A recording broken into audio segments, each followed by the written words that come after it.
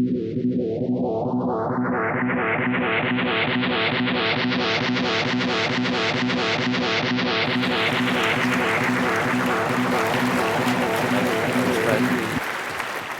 you. This is the first time. This is Book Talk 1.0. So I'm afraid you're going to have to suffer through the early bugs.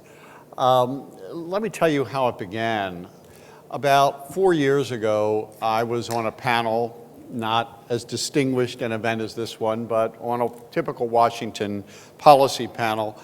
And I started listening to myself, to what I was saying. And I realized that I was saying the same thing that I had said 10 or 12 years ago. And then I started to listen to other people on the panel. And over the next month, other events and other Washington policy people, and they were saying the same things they had said 10 and 15 years ago. And I knew that we couldn't still be correct, that the world changes too much. And that if I was going to have anything to say for the next 10 years, I needed to rethink the way I understood the world. So in order to give myself the discipline to do that, I got a book contract. So I had to do it. And what started out as a rethinking turned into really a re-education. And the book is the result of that re-education. Now, the truth is, the book is about the paths of the world's major nations over the next 10 to 15 years. And the truth is, no one can know what the next 10 to 15 years holds for us. But sometimes the world changes in deep and affecting ways that aren't easily apparent when you're part of it. And by looking at how it's changing and how that's different from what was recently, we can sometimes see a new path in history. The world is changing in fundamental ways today as three really unique structural shifts with genuine global reach are altering the political, social, and economic conditions of nearly every society. They make this really an historic time. First, there's the new geopolitics that's emerging with the eclipse of the balance of power geopolitics that prevailed for centuries. And it's been eclipsed by the emergence of a sole superpower with no near peer. Equally historic is the emergence of modern globalization, with the first truly global economy in history, the dynamic dominance of its two largest economies, one the most advanced and the other the fastest growing ever seen, and critical changes in centuries-old market dynamics that are affecting the jobs and incomes of nearly everyone. And finally, there's a new demographic reality that's taken over nearly everywhere, as most societies find themselves aging rapidly, at least outside the Middle East and Africa, creating powerful new pressures on their pension and healthcare systems, or in China's case, pressures to create pension and healthcare systems, and on their savings rates, and as a consequence of both, on the tone and direction of their politics. I'm going to talk now for a couple minutes about what each of these can mean for our lives. We'll start with the new geopolitics by recognizing that even if the long era of balances of power, an era that's gone on for 1,700 years, even if it isn't over for good, it's been suspended for at least the current generation and the next one. For the first time in modern times, or in the several eras before this one, the world has a single military and economic superpower with no near peer, and that's us. It means to start that the interests of the United States now extend everywhere in the world because the only power that can constrain us from taking action anywhere is ourselves. That doesn't mean we succeed. It means there's no one to stop us from trying once we choose to. And as Iraq demonstrates, when no one can stop you, the outcome depends on how wise, competent, and deft you are. And it's very important to remind ourselves that these are new circumstances, that was not true in the post-war era until the fall of the Soviet Union, that it was not true in the interwar era. It was not true in the era before World War I or throughout the 19th century or the 18th century or the 17th century or the 16th century or the 15th century. This is a genuinely historic development.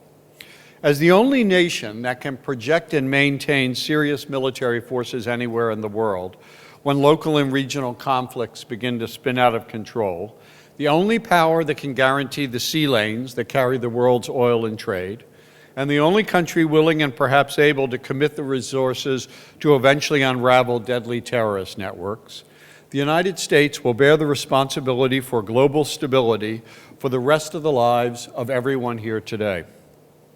It's what happens when a country assumes military responsibility for half the world and its counterpart with responsibility for the other half collapses. It's what happens when this sole superpower that has emerged continues to invest more in its military than every other country in the world combined, which is what the United States has done for the last decade. In fact, we spend more today on military R&D than any other country spends on its entire defense, including China. What can we reasonably know about the new geopolitics in the next decade? Whoever is elected president later this year, America will conduct itself in the world as a sole superpower because that's what it is. And that's what almost every other country expects and wants of the United States. The United States will be the nation that steps in when events spin out of control and threaten global stability in the Middle East, India, Pakistan, the Korean Peninsula, or the Balkans. We won't always bring about the results we want, but there's no one else in the world that can even try. Imagine, is there any other country that could exercise military power, military force in the Middle East or in India, Pakistan? European, Japanese, and Russian defense investments, which have been declining, will continue to erode. Ours will continue to grow, particularly in sophistication, aimed in part at China, as the only other country of consequence that will invest in its defense and geopolitical influence at a significant scale over the next decade. If she's fortunate and her economic and social cohesion stay together, she could challenge U.S. freedom of action in Asia a generation from now. Even so, she's 25 years or more away from constraining us outside her own region. Closer at hand, the lesson from Iraq for the next decade, whatever its ultimate outcome, will not be U.S. disengagement from that region, much less the world. Our involvement in the Middle East will almost certainly increase because the realities of the global economy and global stability will dictate deep engagement by the world's sole superpower. We almost certainly will go about it more realistically and, as we did in the 90s, assemble and try to lead global coalitions. Now, part of our status as the sole superpower comes from our economy, which even as we slip into recession by the negligence of our current leaders, will continue to drive much of what happens in other economies.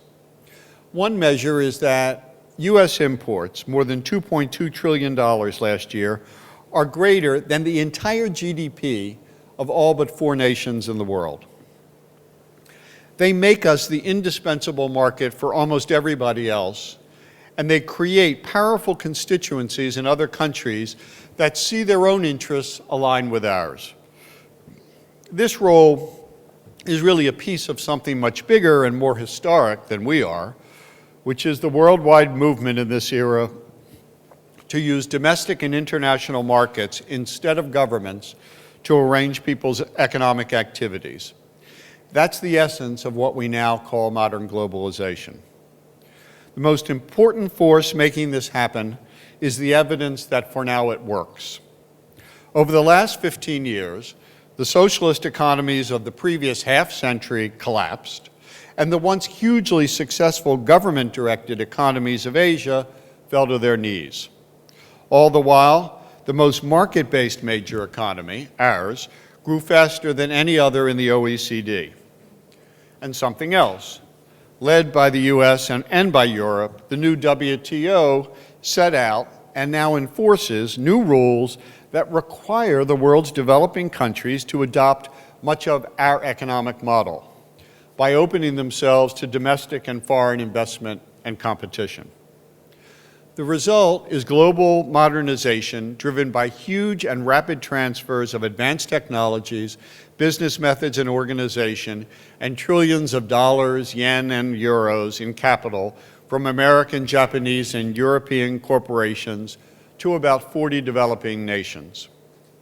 The result of that includes huge jumps in the share of worldwide GDP that's traded across borders, from 18% of worldwide GDP in 1990 to 30% by 2006. Let me say that again, 30% of everything produced in the world is now traded across borders, as well as accelerating shifts in the production of most standard goods from the United States and other advanced countries to China and other developing ones. And then there's China, seizing on these processes with greater commitment than any other country and remaking itself from a backward, isolated, autarkic economy with total exports of $65 billion in 1995 to the world's fastest growing nation and largest recipient of foreign direct investment after the United States, with exports by 2006 of some $800 billion. Let me say that again. In about 10 years, the Chinese exports went from $65 billion to $800 billion. Those exports already swamp the international markets of most other developing countries. Globalization has other faces and facets equally important to our lives because along with technology, it's changing the essential character of modern corporations and the advanced economies they inhabit. Here's one of the keys to that. For the first time in economic history, intangible assets rather than physical capital of buildings and land and equipment, intellectual capital, intellectual property, databases, brands, organizational methods, or more, now dominate the activities and growth of the world's leading economies and societies. In 1980, physical assets accounted for 75% of the stock market value of the top 150 U.S. corporations. By 2005, that share, the share represented by physical assets, was 36%, with nearly 2/3 of the value of America's large corporations now coming from their intangibles. That moves the idea-based economy from a metaphor to a reality. In a global system where everything can be transferred, produced, and traded almost anywhere, a country whose labor, land, materials, services, and everything else costs relatively more, like the United States, has one good option, and that's to develop and sell those intangibles that now dominate the value of corporations, and even more, to adopt and apply the new technologies and business methods that embody the best new ideas as broadly as possible. That's what the U.S. economy happens to do unusually well. And it's an important reason why the average income of Americans is now between 28% and 40% higher than the average incomes of Britons, French people, Germans, or Japanese. We have opened this very significant gap in prosperity between the United States and every other large advanced economy in the world. Not some of the smaller advanced economies, but the large ones. Without knowing that it was important, we've also developed another important advantage in globalization with very powerful implications for the next decade. When U.S. companies look to foreign markets, they look as much at developing nations as at other advanced countries. And surprisingly, we're the only major country, the only major economy that does. In France, Germany, and Britain, for example, about 21% of imports come from developing nations, 14% of exports go to developing nations, and 9% of their foreign direct investment is in developing nations. Europe trades and invests almost entirely with itself and with the United States. Here, 50% of our imports come from developing nations, 44% of our exports go to developing nations, and 27% of our FDI is in developing nations. In an era of rapid and powerful globalization, these differences matter immensely. Over the next decade, U.S. companies will get much more benefit, not only from the low-priced labor, materials, and production across the developing world, but also from establishing strong footholds in the most dynamic and fast-growing markets under globalization, which are all in developing nations. Over the next decade, globalization will accelerate the shift in production from advanced to developing nations into services, because new software is deconstructing, taking apart complex business and financial services that can then be parceled out to different companies in different places across the world and reassembled through software, exactly what happened in manufacturing in the 1970s and 1980s. Over the next 10 to 15 years, globalization almost certainly will continue to favor its two poles: the United States, where so many new ideas are born and spread first, and China, the world's dominant production and assembly platform, to the detriment of numerous competing smaller developing economies from China's part, and of Japan and much of the European Union from America's part. The next decade could see historic economic declines in Japan and several major European countries, especially Germany, France, and Italy.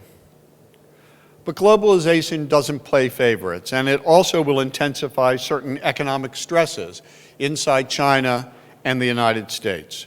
We're going to hear more about China in a few minutes, but suffice it to say that the huge gaps between its advanced manufacturing sector, virtually all of it either foreign-owned or clones of foreign companies, and the rest of China's economy and society will produce serious economic and social strains that could portend potentially serious problems.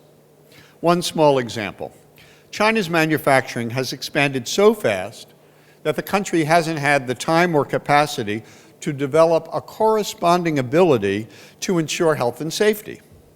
The result are not only toxic clothes, toxic toys, foods, medicines, and more exported around the world, but also the world's most destructive pollution.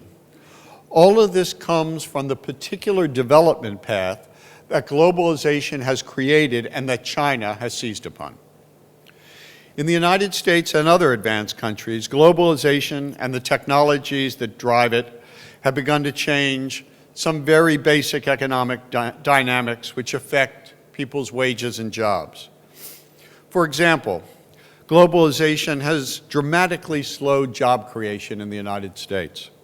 So while it took 18 months after the 1990-91 recession to get back to pre-recession job levels, and about 22 months after the 1981-82 recession, this time, after the shortest and most shallow recession on record, it took 52 months. And 5 and 6 years into this expansion, our economy has been still creating jobs at half the rate it did at the comparable points in the 1990s and 1980s. The same forces are affecting most people's wage levels. In the 1960s, the 1980s, and 90s, when productivity rose, so did the wages of average workers, because that's how free labor markets work. From 93 to 2001, productivity grew about 2.5% a year, and average wages rose about 2.2% a year. That's how it's supposed to work. For the last 5 years, productivity has gone up 3% a year, the best record since the 60s, but the average wage of non-supervisory workers, that make up about 3/4 of the workforce, is still just about where it was 5 years ago. There are complex forces at work here: technological changes, an approach to training that doesn't keep up with those changes for most people, fast rising healthcare and energy costs for business. But what's entirely new, all those things we've been dealing with for a long time, what's entirely new is that those forces are now colliding with an historic intensification of competition driven by globalization. We can't sidestep or escape the competitive forces of globalization, so we're just going to have to change the rest by making IT training available to everyone, putting in place healthcare reforms that actually slow fast rising costs, and shifting our approach to energy. Otherwise, globalization will produce growing inequality and stagnating incomes for Americans over the next decade, even as our overall growth and productivity rise, and that will lead to damaging policies and a toxic form of politics. If all that's not enough, a hugely important social change is also unfolding around the world, and that's the historic aging of the populations of most countries. For the first time in hundreds of years, literally, labor forces in many European societies will begin to shrink by 2010 and 2015. It's already happening in Japan. We've never seen this before. And saving rates will continue to fall with the number of people in their prime saving years. That too is already happening. The personal saving rate in Japan a generation ago was 25%, for example. Today, in Japan, it's 5%, and it's headed for 0.